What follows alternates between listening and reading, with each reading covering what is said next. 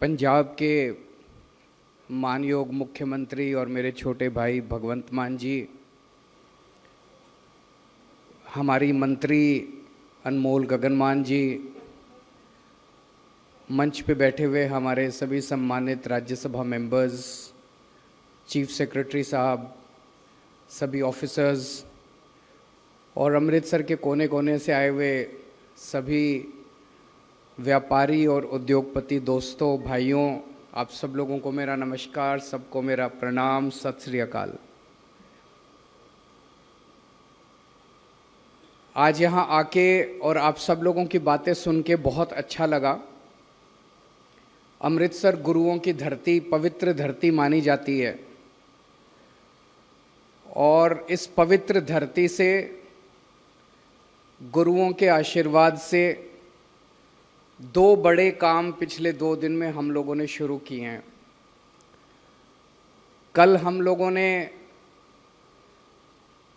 पंजाब का पहला school of eminence शुरू किया, मतलब एक सरकारी स्कूल शुरू किया, शानदार सरकारी स्कूल। आप सब लोग भी ज़रूर उसको देख के आइएगा, आपको यकीन नहीं होगा कि सरकारी स्कूल ऐसा हो सकता है। और मैं चैलेंज करता हूं कि पूरे पंजाब के अंदर कोई भी प्राइवेट स्कूल इंफ्रास्ट्रक्चर के मामले में उस सरकारी स्कूल को मात नहीं दे सकता। वो सभी प्राइवेट स्कूल से ज़्यादा अच्छा आपको दिखाई देगा। उसमें सभी किस्म की फैसिलिटीज़ हैं, शानदार क्लासरूम्स हैं, ई बोर्ड हैं, स्मार्ट क्लासरूम्स हैं, सारे स्पोर्ट्स फैसिलिटीज़ हैं। ऐसा सरकारी स्कूल आपने ज़िंदगी में नहीं देखा होगा, सरकारी तो छोड़ो, प्राइवेट स्कूल भी नहीं देखा होगा। तो कल पहला स्कूल हम लोगों ने शुरू किया और अब हमारा मिशन है कि पंजाब के सारे सरकारी स्कूल हमें वैसे ही बनाने हैं। हमारा मिशन है कि चाहे बच्चा गरीब के घर पैदा हो, चाहे अमीर के घर पैदा हो, उसे अच्छी शिक्षा देना किसी भी जिम्मेदार सरकार का काम है। शिक्षा जो है वो पैसे की मोहताज नहीं होनी चाहिए। तो अगर गरीबों के बच्चे आज सरकारी स्कूल में इसलिए जाते हैं, उनके पास पैसे नहीं होते, लेकिन अब ऐसे स्कूल बनाएंगे कि मैं चैलेंज के साथ कह सकता हूँ, यहाँ इस हॉल के अंदर मैं जानता हूँ कि आप में से आप सब लोग जो हैं बहुत पैसे वाले लोग हैं। आधे से ज़्यादा लोग, अगर आधे से ज़्यादा लोगों को अपने बच्चों को सरकारी स्कूल में भर्ती नहीं करा दिया तो हमारी सरकार बनने का कोई फ़ायदा नहीं। और आज गुरुओं के आशीर्वाद से हम दूसरा अच्छा काम करने शुरू कर रहे हैं कि इंडस्ट्री और व्यापार को जो परेशानियां होती थी बहुत ज़्यादा, अभी अभी किसी ने मुझे बताया, यहाँ से शायद स्टील एंड फाउंड्री इंडस्ट्री के कोई थे, 882 यूनिट्स होती थी किसी ज़माने में और अब 126 बच गई हैं। तो हम तरक्की के रास्ते पे जा रहे हैं कि हम उल्टा जा रहे हैं? डेवलपमेंट बंद हो रहा है कि डेवलपमेंट हो रहा है? इसे चेंज करना है। पहले अगर 882 होती थी और हमारी सरकार 5 साल के अंदर अगर ये 2000 नहीं हुई तो फिर सरकार बनने का कोई फायदा नहीं है। मुझे याद है इसी हॉल के अंदर चुनाव के पहले हमने आप लोगों के साथ टाउन हॉल किया था और उस टाउन हॉल के अंदर आप में से कुछ लोग आए थे, आज कुछ लोग नए भी आए हैं। आप में से कई लोगों ने अपनी अपनी समस्याएं बताई थी, अपने अपने सुझाव दिए थे और यहाँ बैठ के मैं सारे सुझाव लिख रहा था। मेरे फ़ोन के ऊपर सारे मैंने लिखे हुए हैं। जितने सुझाव उस टाइम दिए थे, ये हमारी, मैं हमेशा कहता हूँ कि चुनाव के पहले पार्टियां घोषणा पत्र करती हैं, संकल्प पत्र करती हैं, फलाना करती हैं। हमने शुरू की थी गारंटी। अब कई सारी पार्टियों ने ये गारंटी शब्द भी चोरी कर लिया, वो भी कहने लगी हैं कि गारंटी गारंटी गारंटी। लेकिन जो हमारी गारंटी होती है वो केजरीवाल की गारंटी होती है। केजरीवाल की गारंटी और कोई पार्टी नहीं दे सकती। जो हम कहते हैं वो करते हैं। आज हम आप लोगों के बीच में ये कहने के लिए आए हैं कि जो जो गारंटी हम लोगों ने दी थी इंडस्ट्री को लेके, उनमें से कई सारे वादे हमने पूरे किए हैं। और उससे भी बहुत ज़्यादा किया है। पिछले 1-1.5 महीने पहले सारे अखबारों के अंदर एडवर्टाइजमेंट्स निकाल के और अलग अलग तरीके से फ़ोन नंबर जारी करके, तरह व्हाट्सएप नंबर जारी करके इंडस्ट्री से उनकी समस्याएं पूछी गई। आप लोगों में मैं भी नोट कर रहा था, 3 किस्म की मोटी मोटी समस्याएं देखी। इंडिविजुअल प्रॉब्लम्स, जैसे अभी किसी ने कहा जी हमारी तो इंडस्ट्री मध्य प्रदेश जा रही थी, मैंने अपने पिताजी को कहा कि एक मौका पंजाब में करके देखते हैं, और फिर मेरा बिजली का कनेक्शन मिल गया। इंडिविजुअल प्रॉब्लम्स बहुत लोगों की थी, वो इंडिविजुअल प्रॉब्लम सॉल्व हुई। इंफ्रास्ट्रक्चर की प्रॉब्लम्स, यहाँ पे फोकल पॉइंट के अंदर सड़कें नहीं हैं, उनकी समस्याएं थी। मान साहब ने अभी ऑन द स्पॉट आपके लिए 14 करोड़ या 18 करोड़ रुपए सैंक्शन कर दिए। वहाँ पे दरबार साहब के आसपास उन्होंने बताया कि जो सड़कें हैं वो ख़राब हैं, वो सारी सड़कें बनेंगी। मान साहब ने प्रॉमिस किया, और अभी अभी मैं बैठा था, हमारे राज्यसभा के एमपी हैं, ये बता रहे हैं 50 लाख रुपए इन्होंने ऑलरेडी सैंक्शन कर दिया आसपास की सड़कें रिपेयर कराने के लिए, लेकिन पैसे की कमी नहीं होने देंगे, आप चिंता मत करना। किसी ने बताया कि वहाँ पे जो आपने बताया कि जो बड़े बड़े फोकल पॉइंट की तो बात करते हैं, लेकिन जो छोटे व्यापारी हैं वहाँ पे उनके सड़कें नहीं बनाई जाती, वो भी सड़कें बनाएंगे। तो दूसरी समस्या निकल के आई कि इंफ्रास्ट्रक्चर की प्रॉब्लम है। इंफ्रास्ट्रक्चर के लिए कई सारे प्रोजेक्ट्स आज अनाउंस किए गए हैं। तीसरी किस्म की समस्या निकल के आई कि सिस्टमिक प्रॉब्लम्स हैं, सिस्टम की समस्याएं हैं, गलत पॉलिसीज बनी हुई हैं, उन पॉलिसीज को ठीक करना है, उसको भी ठीक करेंगे। अभी तक जब भी इंडस्ट्री की बात करते थे, एक ही चीज सुनने में आती थी कि कितना बाहर से इन्वेस्टमेंट आ रहा है, कितना बाहर से इन्वेस्टमेंट आ रहा है। वो तो इंपॉर्टेंट है, लेकिन किसी ने सही कहा कि बाहर के इन्वेस्टमेंट को तो बाद में देख लेना, पहले अपनी इंडस्ट्री तो बचा लो। अगर हमारी इंडस्ट्री नहीं बचेगी तो बाहर का इन्वेस्टमेंट का क्या फायदा। और सबसे बड़े ब्रांड एम्बेसडर्स तो आप ही लोग हैं। कोई अगर बाहर से इंडस्ट्री लगाने आएगा तो सबसे पहले तो आप ही से पूछेगा कि भाई साहब क्या माहौल है यहाँ पे, अच्छा माहौल है, खराब माहौल है, मैं पैसा लगाऊं यहाँ पे। और आप कहोगे नहीं जी बहुत खराब माहौल है, मत आना, तो कोई भी बाहर से पैसा नहीं आ सकता। तो एक भगवंत मान साहब ने बड़ा अच्छा काम किया। मैंने ये देखा है कि हर स्टेट के अंदर बड़े बड़े प्रोग्राम्स होते हैं, फलाने स्टेट में ये वो बड़े बड़े, और इतने बड़े एक प्रोग्राम करते हैं कि इन्वेस्ट करो। बाहर से बड़े बड़े सारे अंबानी, अडानी, फलाना ढिमका सारे बड़े बड़े उद्योगपतियों को बुलाते हैं इन्वेस्ट करने के लिए। फिर अगले दिन अखबारों के फ्रंट पेज पे खबरें छपवाई जाती हैं, फुल पेज ऐड छपते हैं, 3 लाख 4 लाख करोड़ रुपए के एमओयू साइन हो गए। और मैंने देखा एक भी एमओयू जो है वो इन्वेस्टमेंट में कन्वर्ट नहीं होता। भगवंत मान ने एक बड़ा इंटरेस्टिंग काम किया जो मैं देख रहा था पिछले 1 साल से बड़े क्लोजली। इन्होंने इस तरह का कोई नौटंकी नहीं की। मैं इसको नौटंकी बोलूंगा क्योंकि आते हैं, सारा मीडिया आता है, 2 दिन की प्रोग्राम होते हैं, देश भर के बड़े बड़े लोग आते हैं, एमओयू साइन होते हैं, पैसा एक नहीं आता, जॉब एक नहीं मिलता, टैक्स एक नहीं आता। इन्होंने देश में जाके, ये हैदराबाद गए, चेन्नई गए, बॉम्बे गए, बेंगलोर गए, वहां इन्होंने जाके 1-to-1 मीटिंग करी इंडस्ट्रियलिस्ट्स के साथ। एक इंडस्ट्रियलिस्ट के साथ जब आप बंद कमरे में 1-to-1 मीटिंग करते हो, तब वो आपको बताता है कि मेरी क्या इन्वेस्टमेंट मैं कर सकता हूं और मेरी क्या प्रॉब्लम्स हैं, सरकार से मेरी क्या एक्सपेक्टेशंस हैं। वो जो मीटिंग्स हैं वो एक्चुअल इन्वेस्टमेंट्स में कन्वर्ट हो रही हैं। ये कोई छोटी बात नहीं है कि अभी हमारी 1.25 साल हुए हैं हमारी सरकार बने हुए, 1.5 साल हुआ है सरकार बने हुए। इस 1.5 साल के अंदर अगर 50,000 करोड़ रुपए की इन्वेस्टमेंट शुरू हो गई है, नारियल फूट गए हैं, जमीनें खरीद ली गई हैं, इन्वेस्टमेंट ये एमओयू नहीं है, ये वो फर्जी वाले एमओयू नहीं है, ये असली वाली इन्वेस्टमेंट है। 50,000 करोड़ रुपए की इन्वेस्टमेंट अगर कोई सरकार 1.5 साल के अंदर ला रही है, ये बहुत बड़ी अचीवमेंट है, बहुत बड़ी अचीवमेंट है। लेकिन जब हम ये डिस्कस कर रहे थे, मैं और भगवंत मान साहब की 50,000 करोड़ की इन्वेस्टमेंट आ रही है, मैं अभी देख रहा था, it will create 2,86,000 jobs, 2,86,000 jobs create होंगे। अभी इन्होंने 35,000 36,000 जॉब्स तो ऑलरेडी दे दिए सरकारी महकमे में, लेकिन ये इंडस्ट्री जब लग जाएंगी, टाटा स्टील लगेगा और दूसरी कई सारी इंडस्ट्रीज आ रही हैं, ये जब इंडस्ट्रीज लग जाएंगी ये 2,86,000 जॉब्स क्रिएट करेंगी। आज सबसे बड़ी प्रॉब्लम तो इसी हमारे पंजाब में नशा इसीलिए तो है कि जॉब्स नहीं है हमारे यूथ के पास।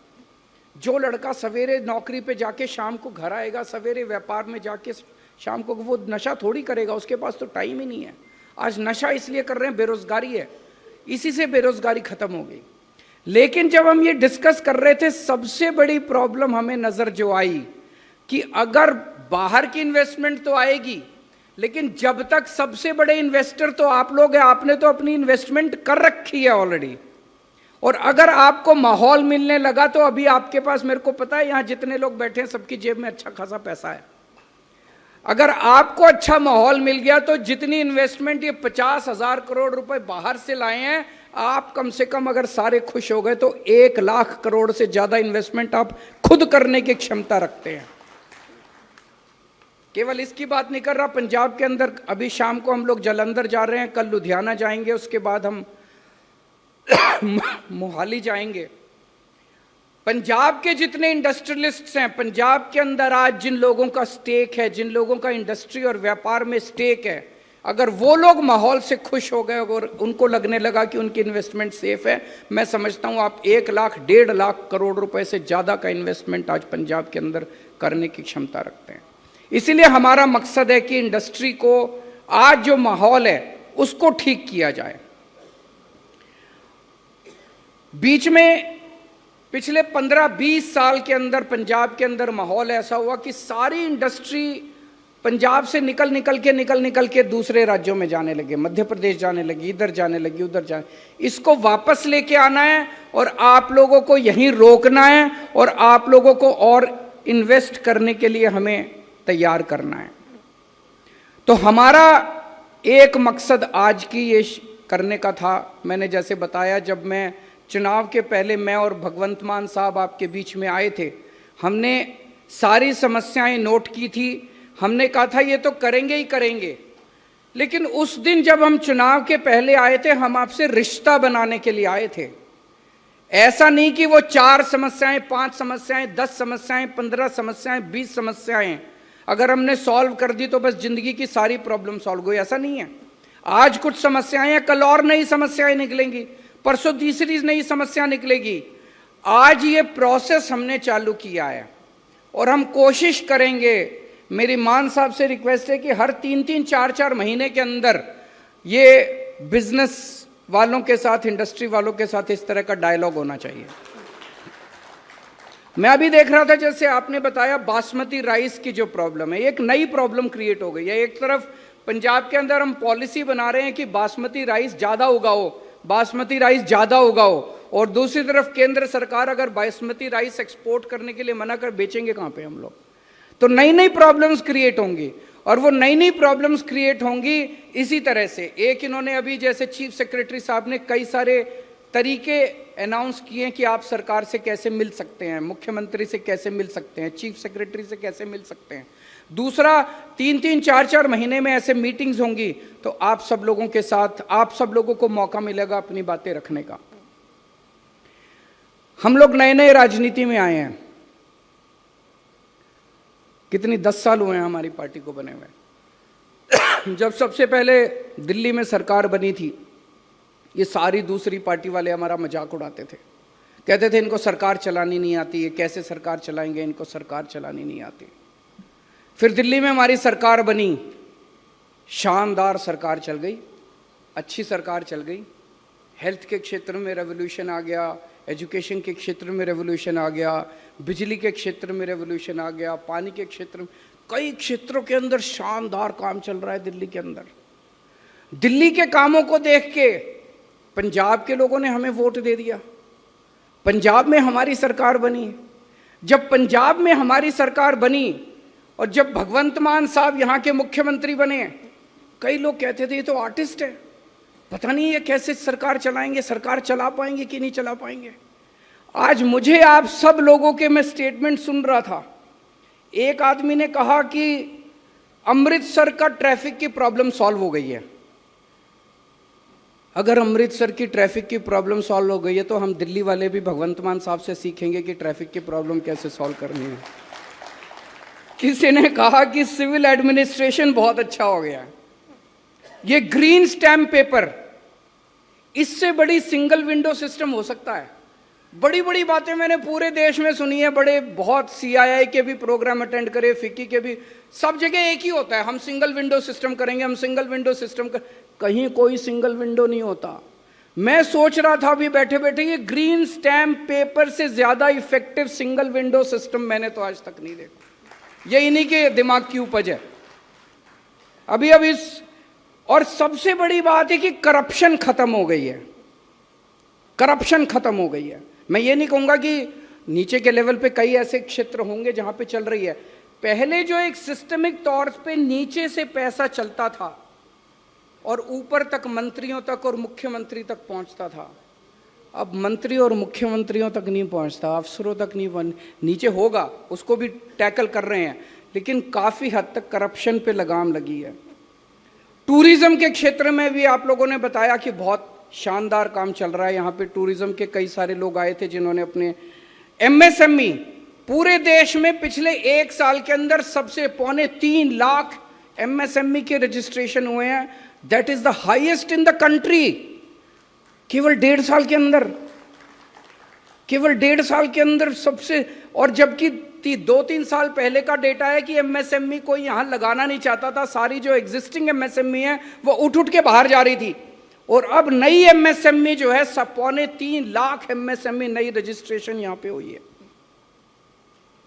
अभी जैसे उन्होंने बताया, कृष्ण कुमार जो इरिगेशन सेक्रेटरी हैं, उन्होंने बड़ा शानदार काम किया। ये बता रहे थे कि हमारी नहरें, हमारे पास पानी है, नहरें हैं, 30 से 40% पानी केवल इस्तेमाल हो रहा था।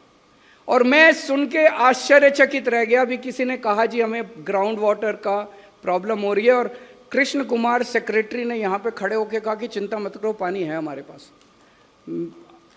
ऐसा माहौल मैंने कहीं नहीं देखा कि कोई सरकारी अफसर खड़ा होकर कहे पानी मैं दूंगा, चिंता मत करो, पानी आ जाएगा आप लोगों के पास। ये कोई छोटी मोटी बात नहीं है। तो जो लोग 1 साल पहले, 1.5 साल पहले जब हमारी सरकार बनी, वो कहते थे भगवंत मान सरकार चला पाएंगे क्या, वो तो आर्टिस्ट हैं।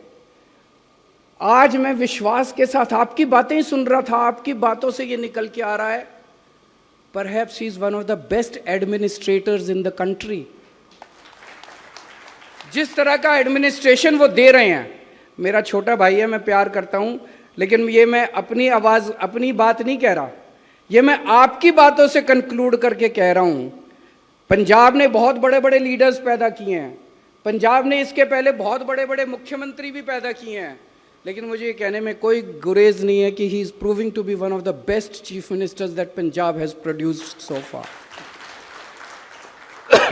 मैंने सोशल मीडिया पे अभी देखा, पंजाब में बाढ़ आई, बाढ़ आती है, क्या होता है, मुख्यमंत्री एक हेलीकॉप्टर लेता है, पूरा फोटो वोटो खिंचाता है, वीडियो खिड़की के पास बैठ के वीडियो खिंचाता है और फिर ट्वीट कर देता है, आज मैंने बाढ़ ग्रस्त इलाकों का दौरा किया। ऐसे ही होता है ना, स्टैंडर्ड है, स्टैंडर्ड SOP है। इन्होंने हेलीकॉप्टर से दौरा नहीं किया, इन्होंने अपनी पैंट ऊपर करी और पैंट ऊपर करके ये खुद कश्ती में बैठ के एक गांव में गए, और वो सीन सबने देखा जब छत के ऊपर लोग बैठे हुए थे और उन छत के ऊपर से लोगों को ये उतार के नीचे लाए। वो आ नहीं रहे थे, वो कह रहे थे नहीं हम अपना घर नहीं छोड़ना चाहते, हमारा सामान डूब जाएगा। उनको छत के ऊपर से लोगों को अपनी नाव में बिठा के लोगों को बचाने के लिए निकला था पंजाब का मुख्यमंत्री। पंजाब ने आज तक ऐसा मुख्यमंत्री नहीं देखा जो हेलीकॉप्टर से दौरे नहीं करता, वो जमीन के ऊपर, पानी के ऊपर उतर के और वो जाता है। आज बस मैं ज़्यादा भाषण देने के लिए नहीं आया, मुझे बहुत खुशी हुई आज आप लोगों के साथ मिलके और आप लोगों के साथ मीटिंग करके। एक ही चीज़ कहना चाहता हूँ, मैं भी इनकम टैक्स में पहले काम करता था। जितनी सरकारें आईं, सब सरकारों ने व्यापारियों को और इंडस्ट्रियलिस्ट्स को शक की निगाहों से देखा है। वो सोचते हैं कि ये चोर हैं। जैसे इंडस्ट्रियलिस्ट को देखते हैं, झपट्टा मार के पड़ती है पूरी सरकार, इसको लूट लो, नोच लो इसको। ऐसे ही होता है ना, नोचने के लिए नेता भी नोचने को बैठा है, अफसर भी नोचने को बैठा है, और सबको लगता है ये चोर है, इसने पता नहीं कितना कमा रखा है, इससे जितना नोच सकते हैं नोच लो। हम आपको चोर नहीं मानते, हम आपको अपना भाई मानते हैं, हम आपको अपना पार्टनर मानते हैं। हम ये मानते हैं कि आपके बिना पंजाब की तरक्की संभव नहीं है। अगर आप नहीं हैं तो पंजाब की तरक्की नहीं हो सकती। आपको खुश रखना, आप फलें फूलें, आगे बढ़ें, तरक्की करें, खूब कमाएं, और उस कमाई में से थोड़ा बहुत टैक्स सरकार को दे दें और हमारे बच्चों को नौकरी दे दें, बस यही चाहते हैं हम लोग। बहुत बहुत शुक्रिया।